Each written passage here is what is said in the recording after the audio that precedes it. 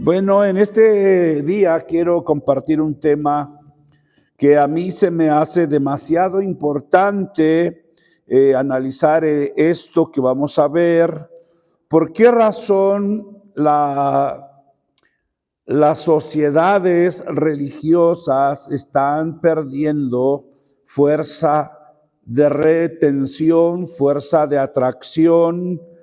Porque tengo que decirlo de esta manera, la conciencia de esta generación está despertando. ¿Y qué implica el despertar de la conciencia? Es, por ejemplo, cuando alguien inconscientemente llega a un hospital o algún lugar y comienza a despertar y voltear y ver, ¿qué hago aquí? ¿Cómo llegué aquí? ¿Quién me trajo aquí? Este tipo de situaciones están sucediendo porque por siglos y siglos se creyó y se estimó que refugiarse dentro de un templo era el lugar más seguro para encauzar el alma hacia la eternidad después de morir. Y mientras la conciencia no despertaba, pues no había nada que cuestionar, todo se aceptaba y todo se decía, ok, pues está bien porque lo dijo el pastor.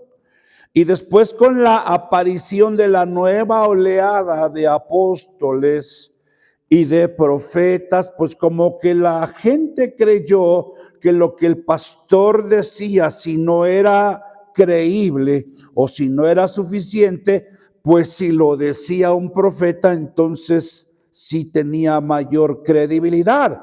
Y si lo decía el apóstol, pues entonces estaban como obligados a creerlo. Y yo puedo decir ahora que cuando la nueva oleada de apóstoles y profetas aparece, es porque comenzaban a darse cuenta que lo que los pastores decían o que el pastor, el ministerio del pastor estaba llegando a su caducidad, que ya el pastor por sí solo había perdido credibilidad en lo que decía. Era necesario entonces hablar con una investidura de mayor autoridad, y hasta hoy se cree que el profeta y el apóstol son ministerios mayores que el pastorado, que los pastores, hay todavía quienes están creyendo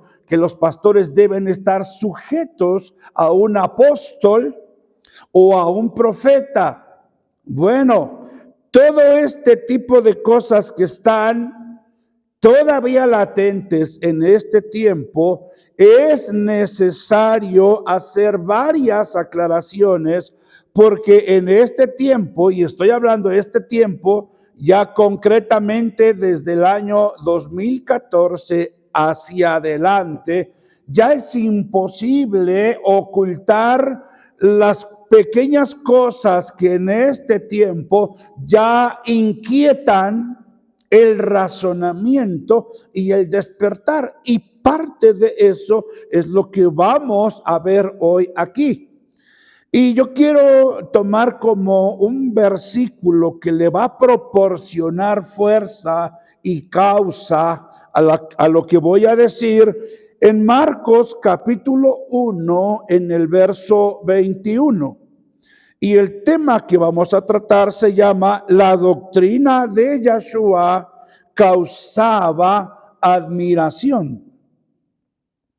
Marcos 1:21 dice, y entraron en Capernaum. Y los días de reposo, entrando en la sinagoga, enseñaba. Los días de reposo.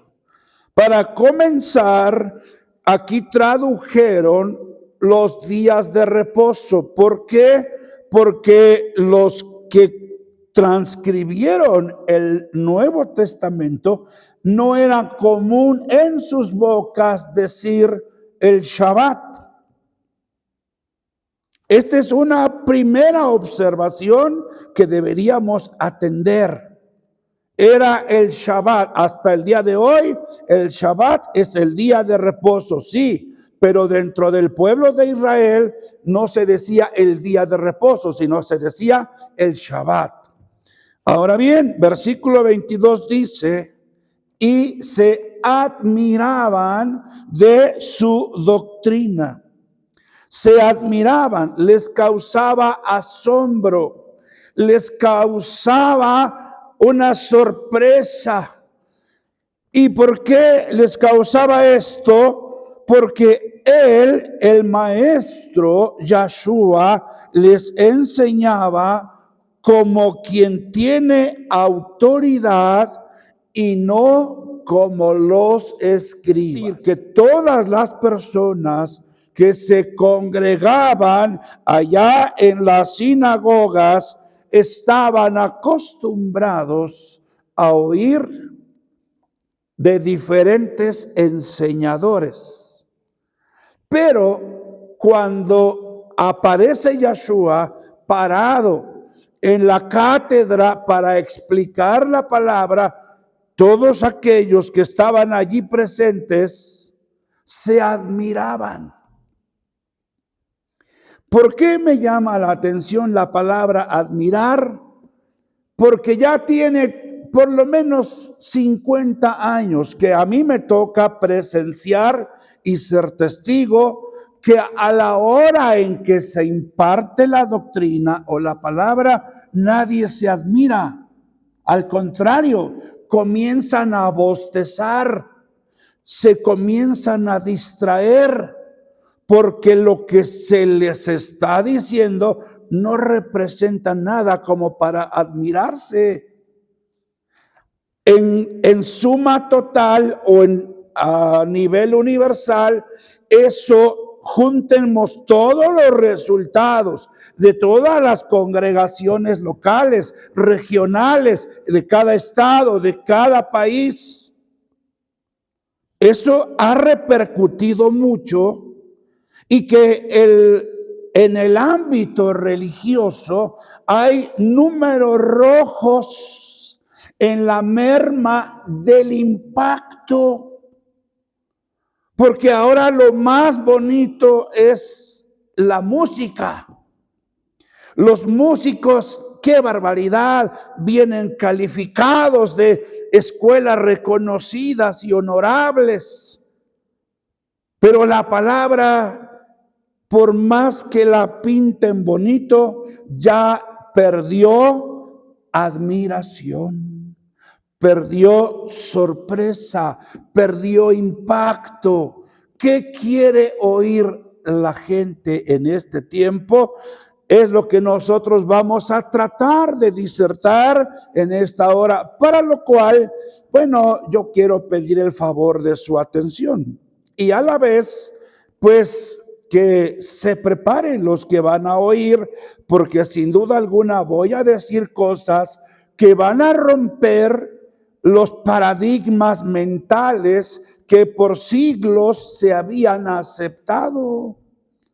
Al escuchar esto que van a decir ustedes, que van a escuchar, perdón, lo que van a oír va a causar una confrontación en su mente. Y estoy dispuesto y estoy de acuerdo en que choque, porque al chocar, al causar un pequeño conflicto, un derrumbe, una sacudida en su mente, ustedes serán impulsados a buscar la verdad antigua. Y eso les ayudará a encontrar su libertad. Lo que voy a decir ahora es posible que choque con la manera de creer que se tiene establecida principalmente por los sistemas religiosos. Si hay alguien que no se preocupa en este tiempo, son lo que ya está establecido en los sistemas religiosos, porque ellos tienen una carta de presentación, de misión, de visión, de propósito. Y todo tiene que caminar dentro del credo que se presentó ante la Secretaría de Gobernación. Pero no tiene nada que ver con lo establecido divinamente. Por lo tanto, nosotros tenemos que estar analizando desde el fondo y debemos aplicar el razonamiento con un sentido real y con la dirección sobre todas las cosas del Espíritu de Dios. Sin el Espíritu de Dios no hay garantía de nada, pero con el Espíritu del Eterno todo está asegurado. Solo está escrito el efecto que causaba la declaración de la doctrina de Yeshua.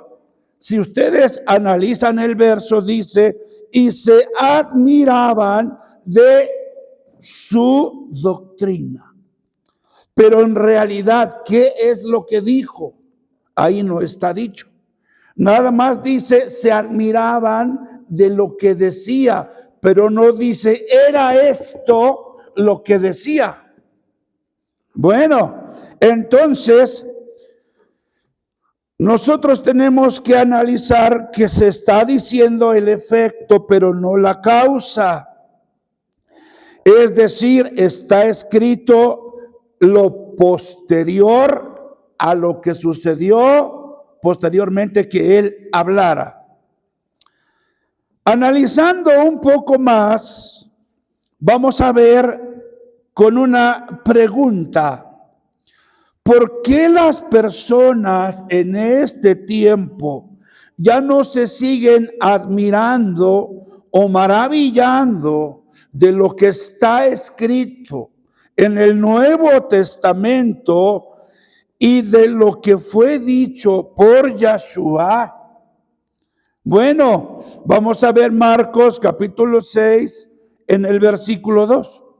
Dice, y llegando el día de reposo, comenzó a enseñar en la sinagoga y muchos oyéndole se admiraban y decían, vea, ¿de dónde tiene estas cosas? ¿Y qué sabiduría es esta que le es dada?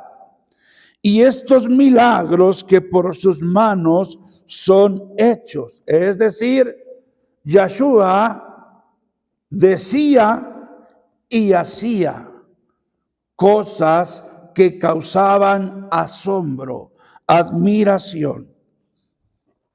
Se debe entender que a partir del primer concilio, y aquí es donde voy a tocar cosas que es posible que se incomode más de uno, pero se debe considerar que a partir del primer concilio realizado para establecer lo que debería quedar escrito en lo que ahora conocemos como el Nuevo Testamento de la actual Biblia, aquellas personas que se admiraban de la doctrina de Yeshua y de la forma de cómo él presentaba sus explicaciones, ya tenían 300 años de muertos. Ya no había testigos presenciales cuando se realizó el primer concilio, que por cierto fue un primer concilio en Nicea, lo que hoy viene siendo Turquía. Y se hablaba, aún en el instituto nos hablaron de un concilio en Jerusalén, Pero el concilio de Jerusalén no fue ni convocado, ni dirigido, ni supervisado por ninguno de los personajes de la corte imperial romana. Ese primer concilio se narra en Hechos capítulo 14 y capítulo 15, porque había un altercado, una disparidad de cómo aplicar la doctrina con los que estaban ajenos a las prácticas doctrinales. Y ahí se establecieron 4 cosas que se les tenía que prohibir o manifestar, que esas 4 cosas cuidaran los nuevos convertidos. Pero en realidad, de los 21 concilios, para establecer todos los credos, los dogmas por la Iglesia Católica, ni uno fue en Jerusalén, ni uno. Por lo tanto, lo que nosotros tenemos que analizar, que estas personas que se admiraban ya tenían 300 años de muertos. No obstante, para ellos la admiración causada era porque les era común escuchar a los escribas, a los fariseos, a los maestros de ese entonces. Y estamos hablando entonces de que aquellas personas que se admiraban eran gente acostumbrada a las explicaciones de los maestros de aquel tiempo. Pero al escuchar a Yeshua, de inmediato notaron una gran diferencia. Ahora bien, analizando todos estos contrastes de la realidad, tenemos que analizar estas cosas. Son 3. Número 1, que Yeshua no le estaba dictando a ninguno de sus discípulos lo que decía ni lo que hacía. Es decir, que nadie de ellos llevaba un diario para haber basado de ese diario el sustento real de lo que se tenía que escribir 300 años después en el Nuevo Testamento.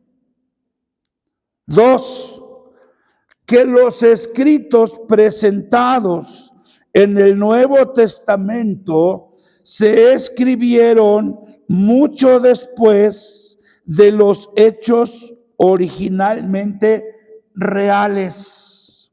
Es decir, no eran genuinos. Entonces, ¿qué eran? Eran dichos de dichos. Pues dicen y dicen y dicen, y eso es como lo que en algún momento nosotros conocemos de un juego que se llama el teléfono descompuesto. De dicho en dicho va cambiando y se pierde la originalidad. Número 3, estamos descubriendo que hay una posibilidad de que lo que quedó escrito en el Nuevo Testamento no fue lo que originalmente se dijo, ni la forma en que sucedió. Lucas 4:31 dice: descendió Jesús a Capernaum, ciudad de Galilea, y les enseñaba en los días de reposo, y se admiraban de su doctrina, porque su palabra era con autoridad. Estoy repitiendo estos versículos que están señalando lo mismo en diferente lugar, en diferente ocasión, con diferente auditorio. De todos modos sucedía lo mismo. La gente se admiraba. Se sabe que Yeshua habló la lengua aramea.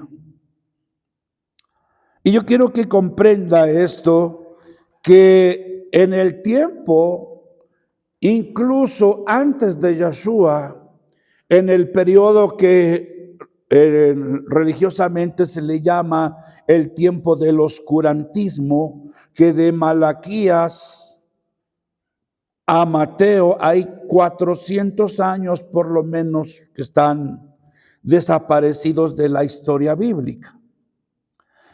En esos 400 años fue las confrontaciones con los Ptolomeos y con los Macabeos. Y ahí los Macabeos, yo quiero dar esta explicación para que lo entiendan. Se levantaron varios hermanos judíos porque el helenismo, yo quiero que comprenda esto, que el helenismo era como la globalización de ese entonces. Así como en este tiempo, el que no habla inglés se le considera que está desarmado para hacer frente a la globalización de esta época. En aquel entonces, el que no hablaba griego, que era la lengua que predominaba como requisito para las licenciaturas, para todo eso, entonces el que no hablaba griego, pues estaba desarmado. Entonces, como Jerusalén y como Israel habían caído en los exilios por causa de su desobediencia, el pueblo y el territorio de Israel era un campo para el que quisiera. Y los griegos dijeron, vamos a erradicar la lengua hebrea y a establecer como lengua nacional el griego. Que se desplacen las costumbres judío-hebreas y que se establezcan los modos de vida griegos. Y los macabeos dijeron, no, señor. Y por eso Antíoco entra y profana el santuario, incluso ofreciendo una cerda, una marrana en el altar. Y a eso es lo que se le llama la abominación desoladora. Y ahí mataron a los sacerdotes entre el atrio y el altar. O sea, en ese periodo los macabeos defendieron con honor y con grandeza la honra de Jerusalén y sostuvieron que en la lengua griega no sería la lengua nacional de Israel. Después llega la conquista de Roma y ya cuando nace Yeshua ya imperaba Roma. Entonces el lenguaje que había común en esa época era el lenguaje arameo. Y Yeshua habló arameo. Escuche bien, todo el pueblo que ya había abrazado la lengua griega, pues ya veían como dialectos de indígenas el arameo. Y Yeshua habló arameo, una lengua que ya comenzaba a ser despreciada o a perder fuerza en ese entonces, porque la lengua oficial del Oriente o del Medio Oriente ya era el griego. Y la lengua oficial del Imperio Romano era el latín. De tal manera que cuando estoy hablando que Yeshua habló la lengua aramea, bueno, lo que quiero decir es que hay indicaciones que para ese trabajo del Nuevo Testamento, para que quedara terminado, fue necesario echar mano de traductores. Oiga bien, a partir de aquí entra una parte que hay que usar la lógica humana y la lógica divina. Mira, fue necesario echar mano de traductores. Obviamente no eran israelitas, ya que ellos eran despreciables y abominables para los romanos. Era imposible que un pueblo conquistado y que había perdido su grandeza se llamara a alguien de los príncipes para que participara en algo, si lo que querían era quitarles la gloria, quitarles el honor. Bueno, entonces eran despreciables, pues esos traductores fueron designados para hacer que los escritos quedaran entendibles. Vea lo que estoy diciendo, quedaran entendibles para los hombres de la corte imperial. ¿Quiénes eran los hombres de la corte imperial? Personas no acostumbradas a oír ni a los escribas, ni a los fariseos, y mucho menos personalmente a Yeshua. Solo que como ellos no tenían la experiencia de oír nada de lo que a los originales les causaba admiración, es obvio entender, estos romanos no podrían entender ni comprender lo que de la boca de Yeshua causaba tanta admiración. Quiero hacer una pequeña pausa para decirles que si de lo que estoy diciendo ahora a alguien de todos ustedes le nace hacer una pregunta, yo le pido que me escriba ahí en los comentarios, con todo respeto haga su pregunta y con el mismo respeto se le responderá. ¿Por qué razón? Porque lo que se está diciendo aquí y ahora tiene un peso muy importante en la historia, que 50 años atrás a nadie se le hubiese ocurrido decir esto. Pero es el tiempo de hacer ver muchas cosas que es tiempo de analizarlas. Creo con toda firmeza que Yeshua ya sabía que después de que él ya no estuviera, la palabra que él había hablado iba a ser adulterada. Y por eso habló muchas cosas en parábolas, porque entre sus seguidores y oidores había personas infiltradas. Lucas capítulo 8, verso 9 y 10 dice: y sus discípulos le preguntaron diciendo, ¿qué significa esta parábola? Y él dijo, a vosotros os es dado conocer los misterios del reino de Dios, pero a los otros, ¿y saben qué? Que aquellos otros se acomodaron solitos a partir del primer concilio que fue en Nicea, a aquellos otros por parábolas, para que viendo no vean y oyendo no entiendan. Wow, más claro ya no se puede. Con todo respeto a todos los que participaron en los concilios, eran gente que viendo no vieron y oyendo no entendieron. Esto nos debería de provocar a nosotros una alegría y nos debería causar admiración. Yo recuerdo que de un comercial, quiero que lo escuchen. Había una abuelita que estaba muriendo.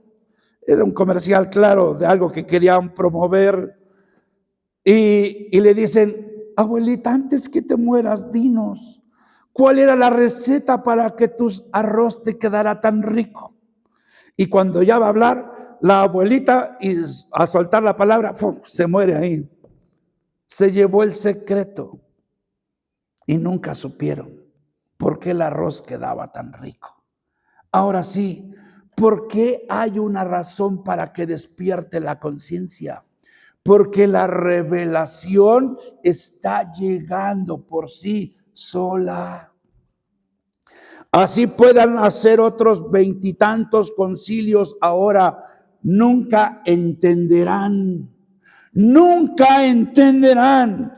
Esta declaración que hizo Yeshua afirma que los romanos, concretamente hablo de los romanos, porque ellos fueron los que manipularon las escrituras. Y todo el pueblo creyente abrazó lo que los romanos establecieron como Biblia.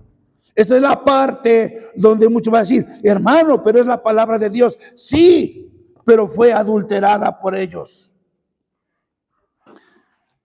Dice, esta declaración afirma que los romanos de ese tiempo no lograron entender lo que realmente decía Yeshua. Por eso les fue necesario acomodar la palabra, y a eso se le llama adulterar la palabra. Yo quisiera que cada mamá que tiene un hijo en sus brazos o su bebé estaría dispuesto a darle a su hijo alimento de procedencia dudosa.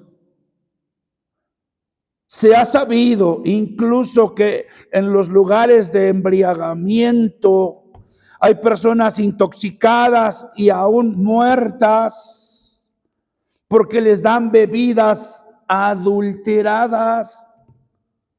Todo lo que es adulterado va a causar un efecto raro en la salud. Y hemos llegado al tiempo en el cual las congregaciones en todo el mundo están mostrando falta de salud. Y por eso Dios mismo se está encargando de hablar la palabra pura una vez más por medio de su Espíritu.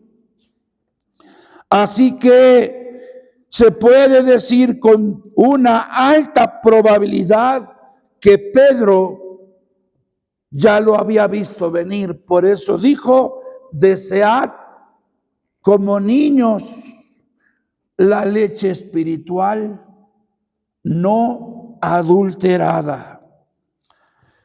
Los escritos que integran, oiga, vea esta parte, los escritos que integran el Nuevo Testamento en la forma oficial como quedó ahora, bueno, como se le conoce en este tiempo, se debe entender que mientras no se habían reunido en lo que ahora es el Nuevo Testamento, pues eran escritos, sí eran unos escritos, pero no eran oficiales. Vaya, no había una forma de sustentar la veracidad ni la originalidad de lo que se estaba presentando en esos.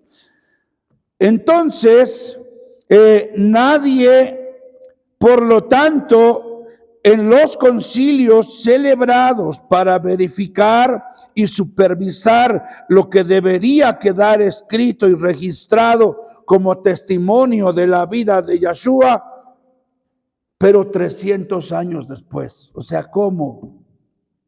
Es decir, si alguien de los que me conocen a mí, o yo mismo, no hago un libro que presente mi historia, mi biografía, ¿cómo se les va a ocurrir a alguien hacerlo 300 años después? Es improcedente, no es natural, no es lógico que alguien 300 años después de mí o de ti esté diciendo, pues dicen que hubo un hombre así, que era muy enojón, que era muy trabajador, que no le gustaba hacer nada. Van a decir cualquier cosa con tal de escribir y de llenar hojas. Pero la realidad ya no se puede comprobar.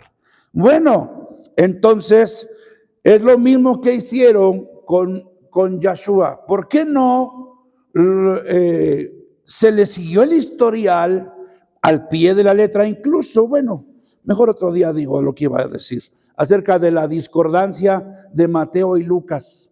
Mateo ya no vivía y se le atribuyó el nombre del Evangelio de Mateo para que tuviese un respaldo, y decían, es que él era contador. O sea, tenía un conocimiento académico, y al poner el Evangelio según Mateo, bueno, pues todo el mundo va a tener que aceptarlo porque lleva su nombre. Esa fue la razón como quedó el nombre de Mateo. El Evangelio de Juan no fue escrito por Juan, probado y comprobado que no fue escrito por Juan, pero se le atribuyó a Juan con tal de que quitaron al discípulo amado y colocaron a Juan como el discípulo amado.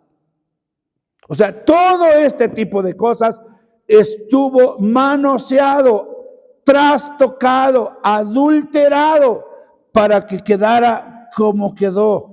Y hago otro pequeño paréntesis para decir, ¿por qué creen ustedes que el 11 de noviembre de 2023 sobre una comisión representativa de todos los sistemas religiosos del mundo al monte Sinaí a cancelar, a declarar cancelada la Biblia?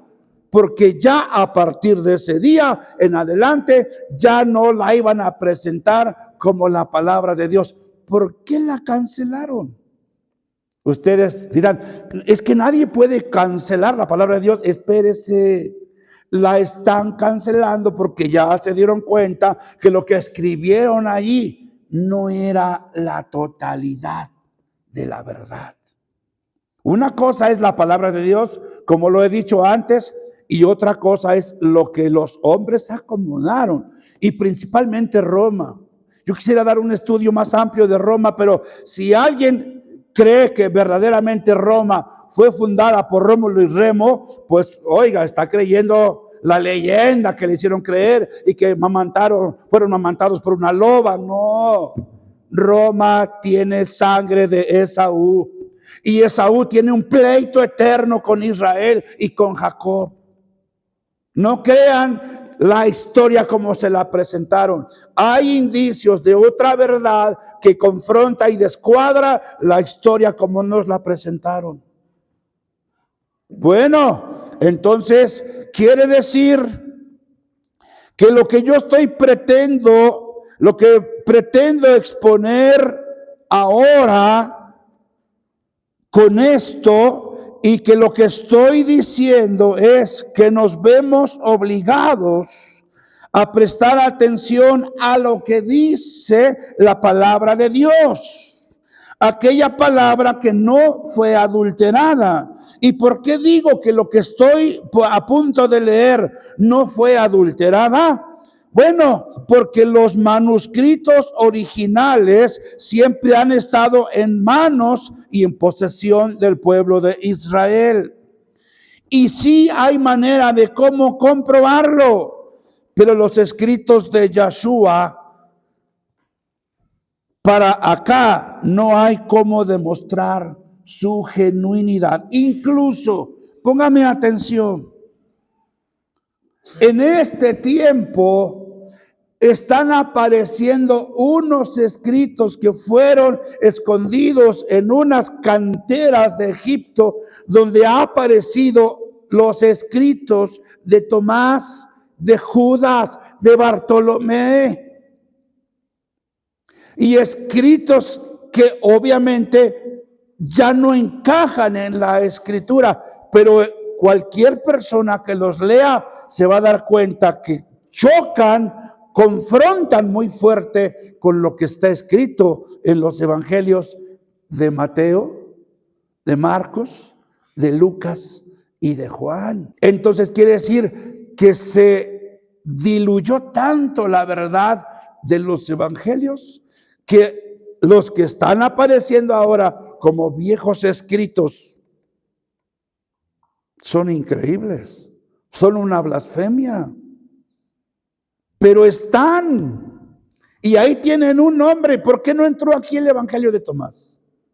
Porque él era escéptico o incrédulo. ¿Por qué no entró aquí el evangelio de Judas?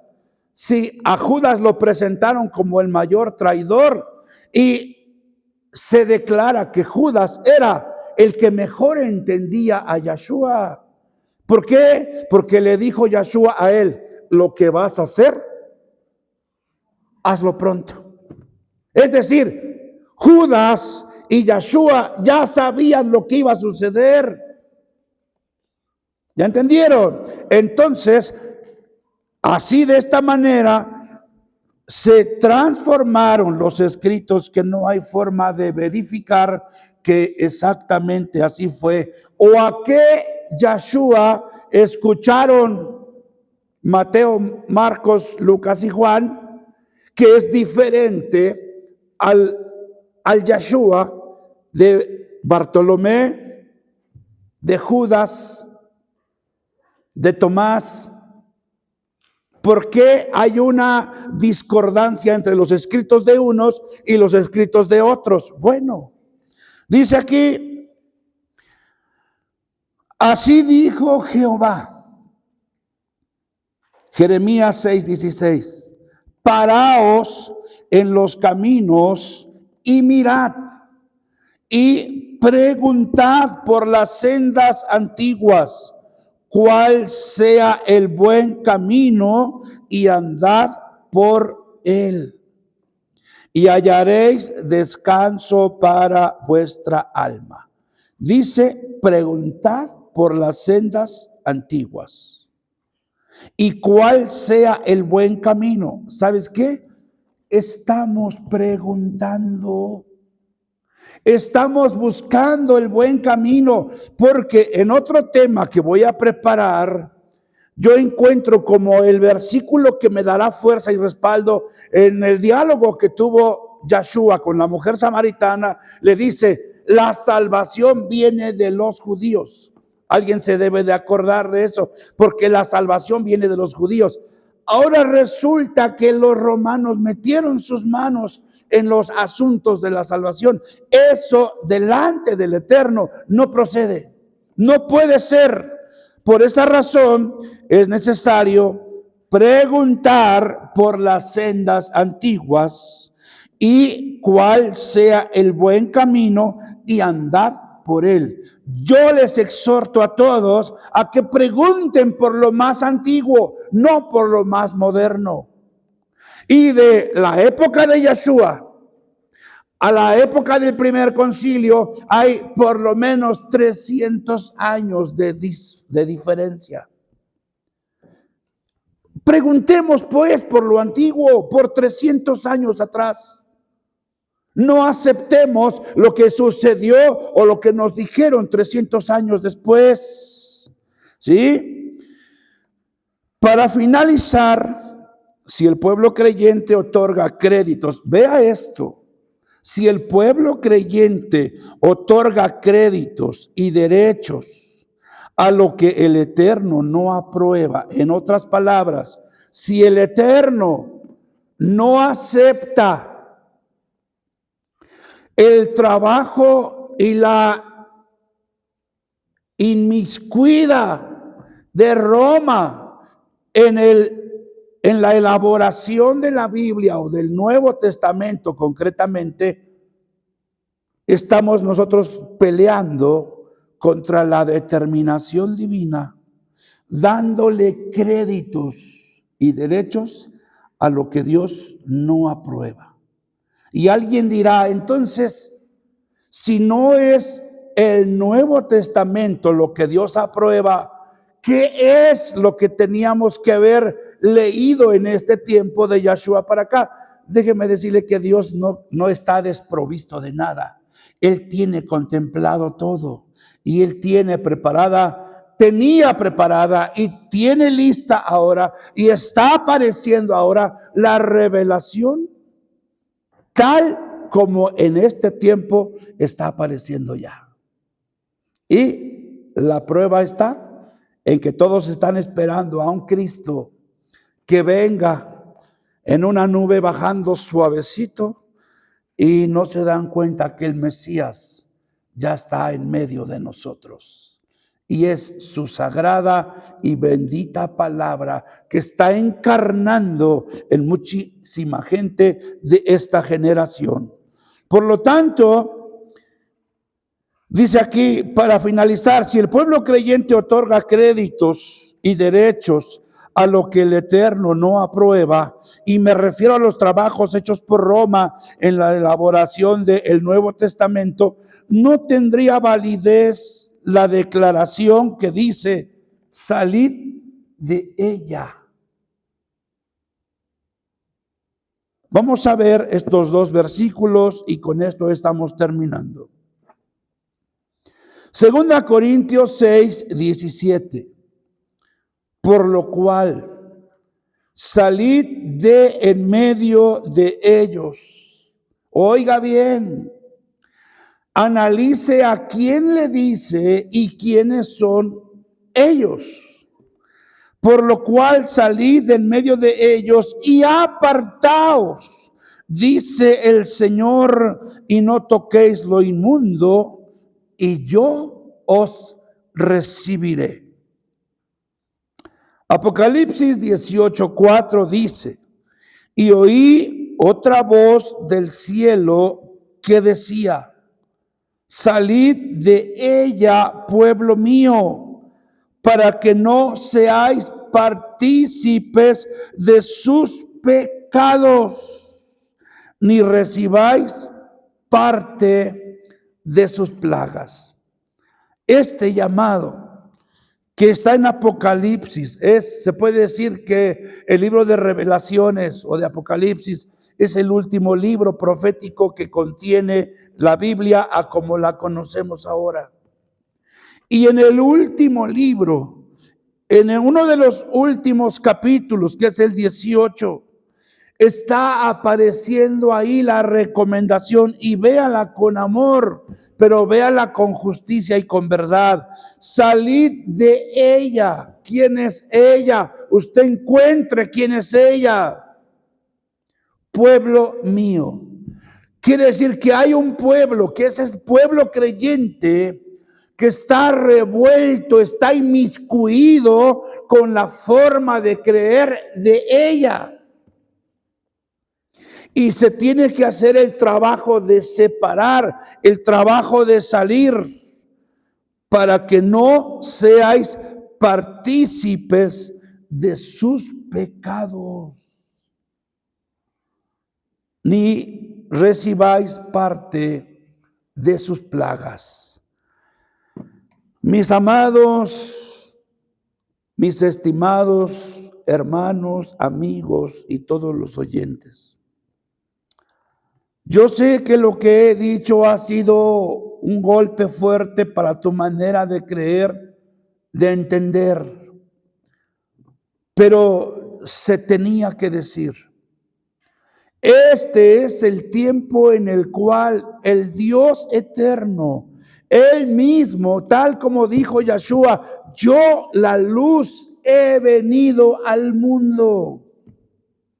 Y el que me sigue no andará en tinieblas. Se acabó el tiempo de las tinieblas, como dice Pablo en Romanos capítulo 13, versos 11, 12, 13 y 14.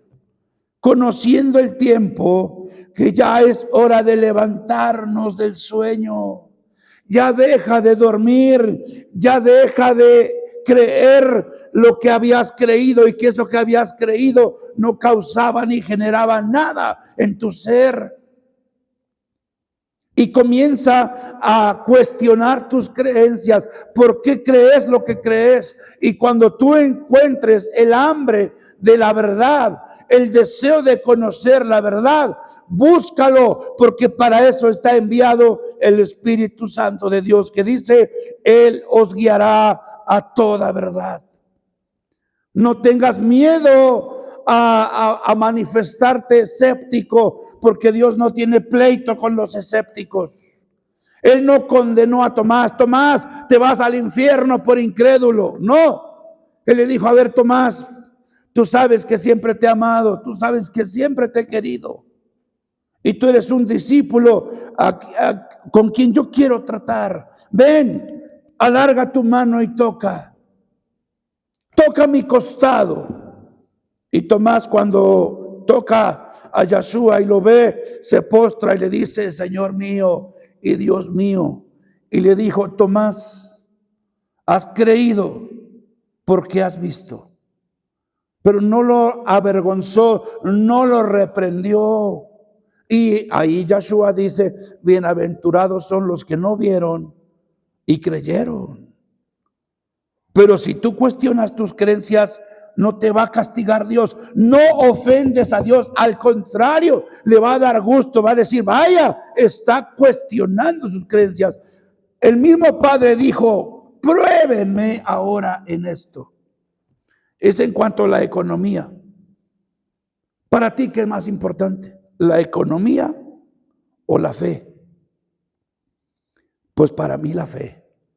Y si Dios en la economía dice: prueba, hagamos negocios tú y yo, en cuestión de la fe le va a dar mucho gusto que comiences a despertar y a preguntarle, a cuestionar tus creencias.